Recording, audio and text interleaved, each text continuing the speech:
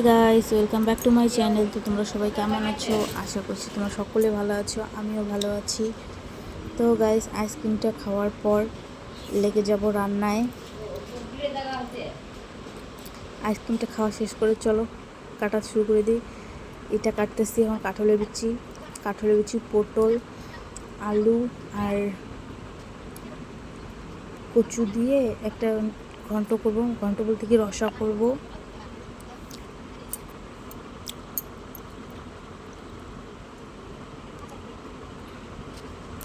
তো গাইজ, তোমরা কে কোথা থেকে বলছো অবশ্যই কিন্তু আমাকে কমেন্টে জানাবে। আর আমার ভিডিওটা ভালো লাগলে অবশ্যই লাইক, কমেন্ট, শেয়ার করে দিও। আমার ভিডিওটা কেউ শেয়ারও করো না, লাইক করো না, কিচ্ছু করো না, শুধু দেখে দেখে চলে যাও।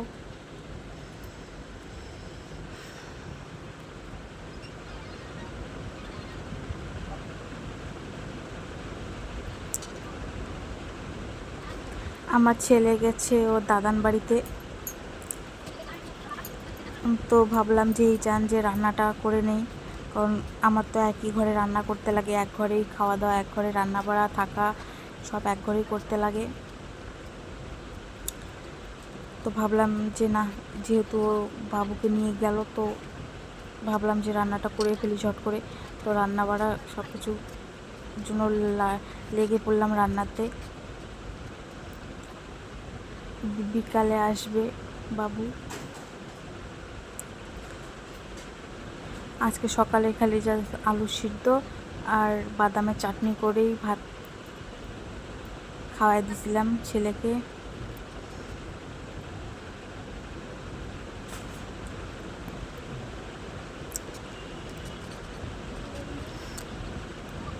তো প্রায় আমার তরকারি কাটা শেষেরই দিকে, আর দুই একটা কাঁঠালের বিচি কেটে নিলে আমার তরকারি কাটা শেষ হয়ে যাবে। এরপরে বসাবো তরকারি বসাইলাম। সোমবারটা দিতে তোমাদের সম্মানে সোমবারটা দেখানোর মনে ছিল না, তো সোমবারটা দেওয়ার পরে তোমাদের সঙ্গে ভাবলাম যে চল শেয়ার করি। মশলাটা দেওয়ার পরে মানে পটল টটল সব কিছু দেওয়ার পর ভেজে ঠেজে নিয়ে মশলাটা দিয়ে দিলাম। এখন মিক্সচার মেশিনটা ধুয়ে তারপর একটু জলটা দিয়ে দেব। জলটা দিয়ে ভেজে নিলাম ভালো করে একটুখানি। জলটা দেওয়ার পর এখন একটু ঢাকা দিয়ে দেব। তো পাশে ডাল বসাইছি। অনেকটা খিদে লেগে গেছে, কারণ সকাল থেকে এখনও খাই নাই। কটা বাজে? 1:30 পার হয়ে গেছে, 2টা বাজে। তো এখনও খাই নাই। তো রান্না করতে করতে অনেকটা খিদে লেগে গেল। তো এখন ভাত খাবো। রান্না করেছি কিন্তু খাই নাই। সকালে খালি সিদ্ধ ভাত করছি, আলু সিদ্ধ আর এটা বাদামের চাটনি, ভীষণ টেস্টি, ভীষণ।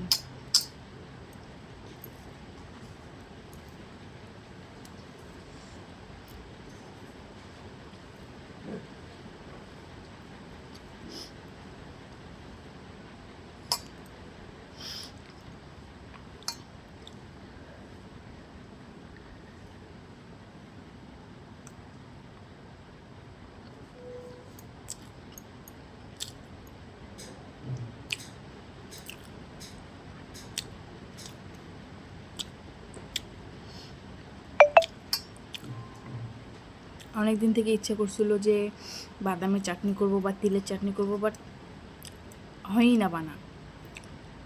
কখনো শিলপাটা থাকে না, কখনো মিক্সচার মেশিন থাকে না। তো ফাইনালি মিক্সচার মেশিন আসছে, এখন যখন ইচ্ছা করে তখনই বানায় খাইতে পারবো।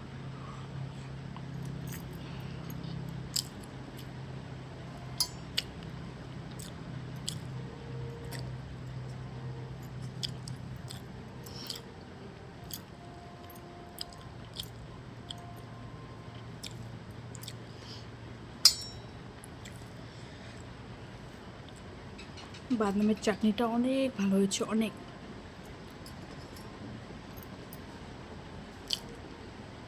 এটা অনেক ভালো হয়েছে, অনেক।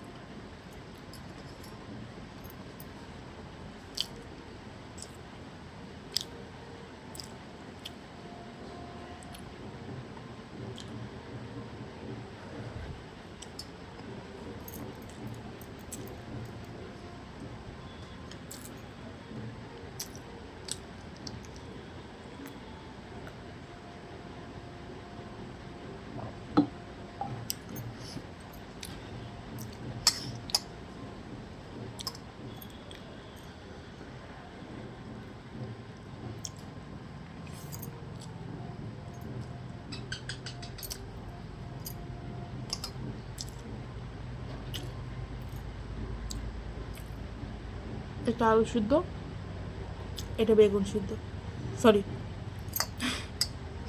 বাদামের চাটনি, বেগুন সিদ্ধ না।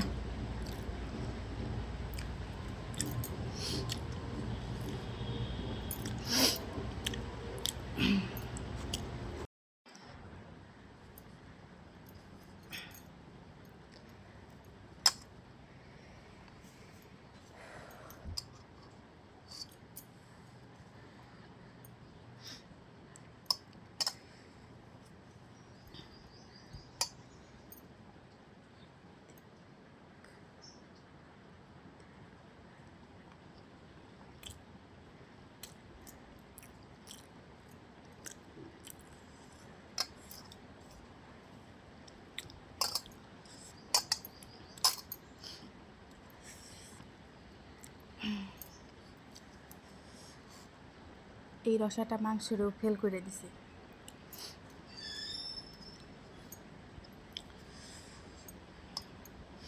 ঝালে ঝুলে ভীষণ টেস্টি হয়েছে।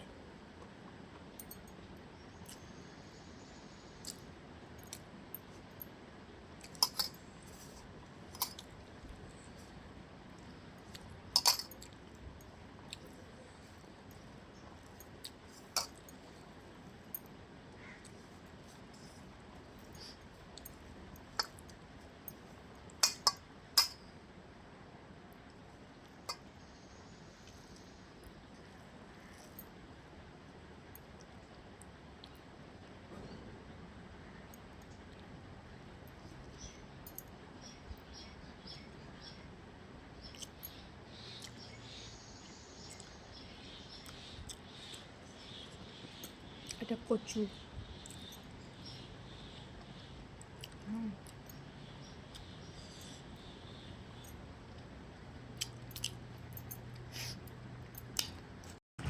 তরকারিটা হয়ে আসছে, গরম মশলা দিয়ে দিচ্ছি, তোমাদেরকে দেখাই নেই। তো চলো তরকারিটা এখন নামিয়ে নেই।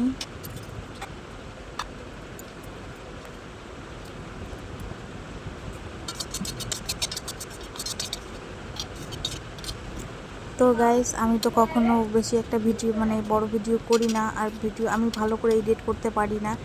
যদি বলতে কোনো ভুল ত্রুটি হয়ে থাকে তাহলে অবশ্যই আমার এই ছোট্ট বোনটাকে একটু ক্ষমা করে দিও। তো চলো ডালটাও হয়ে গেল, ডালটা একটু ঘুটনি দিয়ে নিলাম। ওইখানে কড়াই বসেছি, কড়াইটাকে আর ধুয়ে নিলাম না, যেহেতু মাজতেই হবে, আর কয়বার মাজবো, আমার ভালো লাগে না মাজতে মাজতে। তো চলো ডাল সম্বারটা এখন দিয়ে দিব। পেঁয়াজ, তার জন্য পেঁয়াজ আর একটু শুকনো লঙ্কা দিলাম। এখন দিয়ে দেবো একটু কালো জিরে। ডালটাকে ভালো করে ঘুটনি দিয়ে নিলাম। এখন একটু কালো জিরে দিয়ে নিব, দেওয়ার পর একটু হলুদ দিয়ে একটু সম্বারটা দিয়ে দিলাম। এখন দিয়ে দেবো একটু লবণ।